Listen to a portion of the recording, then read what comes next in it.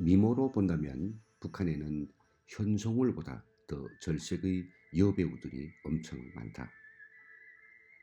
그런데 이들은 독재자의 총애를 받으면 북한이 고위 간부들도 그의 앞에서 쩔쩔 매는 59호 댁이 되는 것이고, 그의 미움을 받으면 바로 바닥충으로 떨어져 떨거지가 되거나 지어 목숨까지 위태로워진다. 오늘 들려주는 이야기도 현송월보다는 몇 배는 절색이고 우아한 품위와 최고의 인기를 자랑하던 70년대의 현송월, 우인의 비참한 말로에 대한 것이다. 이 이야기를 통해 현송월이 미래를 점칠 수 있을 것 같다. 우인이는 1960, 70년대 북한 예술영화 목란꽃, 한 자이다는의 운명, 새동소 등 수많은 영화에 출연하면서 북한에서 최고의 여배우로 이름을 날렸다. 무명의 여배우에 지나지 않았던 우인이가 당시 북한 사람들이 인기를 온통 독차지하게 되었던 것은 독재자 김정일이 여자였기 때문이다. 그런 우인희가 1970년대 말 김정일이 특별 지시에 의해 총살을 당하게 된 것은 돈 많은 제일교포 주정기와 그의 승용차안에서 정사를 가진 후 숨진 사건이 발생했기 때문이다. 이들이 발견되었을 때 두 사람은 정사 후 알몸처럼 가스에 중독된 상태였으며 남자는 죽어 있었고 우인희는 목숨이 겨우 붙어있는 상황이었다고 한다.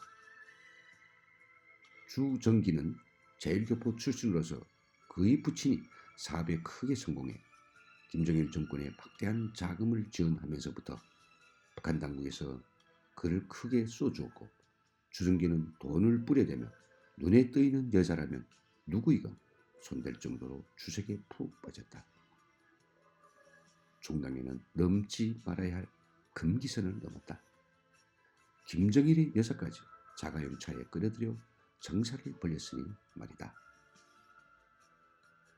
이 사건을 즉각 보고받은 김정일은 어떤 방법을 다해서라도 무조건 그를 살려내라고 명령하였다.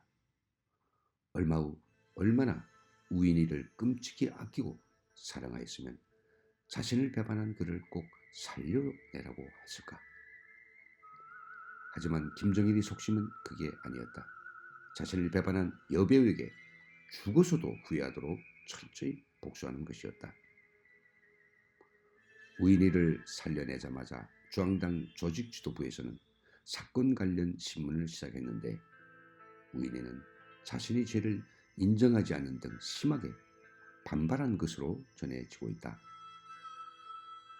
북한에서 예술계에 종사하다가 우인의 공개 처형을 직접 목격한 탈북자만 해도 여러 명이나 된다. 퀴순 무용배우 신영희 씨와 북한의 제2자연과학출판사 정치선동부 기자 생활을 했던 김길선 씨다. 이들은 그때의 참담한 광경을 보고 거의 며칠간 정신 나간 사람처럼 멍해 있었다고 한다. 예술계에 종사하는 거의 모든 사람들에게 갑자기 행사가 있다는 통보가 전달되었고, 한꺼번에 수천 명이나 되는 예술인들이 그 아름다운 여배우의 처참한 공개 처형을 목격해야만 했다. 처형 장소에 나온 사람들 대부분 왜 우인이가 사형장에 사형수로 서 있는지 우리두음졸할 뿐이었다.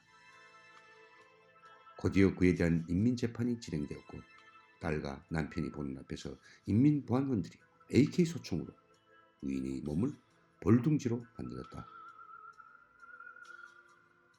그날 저녁 김정일은 목난간에서 기쁨조 파티를 열어놓고 곤약을 질펀하게 들이키며 무희를 즐겼다. 이렇게 70년대 현송월이었던 김정일의 여자 우인희의 아름다운 몸은 총탄을 맞아 피로 얼룩졌고, 그 끔찍한 광경을 목격한 많은 사람들은 그 처절한 치를 떨었다고 한다.